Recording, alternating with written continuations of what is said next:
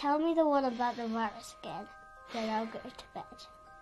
But my boy, you're growing weary, sleepy thoughts about your head. Please, that one's my favourite. I promise just once more. Okay, snuggle down, my boy, though I know you know full well. The story starts before then, in a world I once would dwell. It was a world of waste and wonder, of poverty and plenty, back before we understood why hindsight's 2020. You see, the people came up with companies to trade across all lands, but they swelled and got much bigger than we ever could have planned. We'd always had our wants, but now it got so quick. You could have anything you dreamed of in a day, and with a click. We noticed families had stopped talking. That's not to say they never spoke, but the meaning must have melted, and the work-life balance broke. And the children's eyes grew squarer, and every toddler had a phone. They filtered out the imperfections, but amidst the noise, they felt alone. And every day the skies grew thicker, till you couldn't see the stars. So we flew in planes to find them, while down below we filled our cars. We'd drive around all day in circles. We'd forgotten how to run. We swapped the grass for tarmac, shrunk the parks till there were none.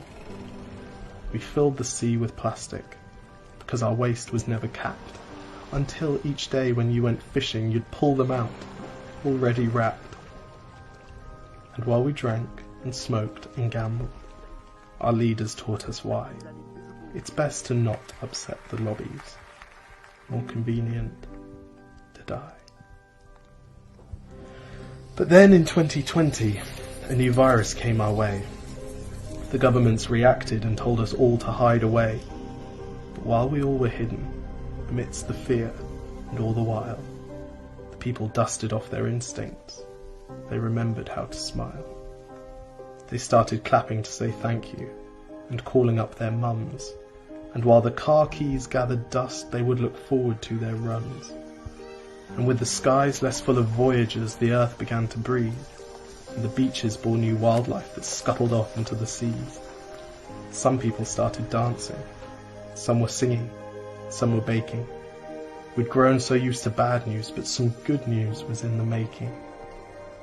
And so when we found the cure, and were allowed to go outside, we all preferred the world we found to the one we'd left behind.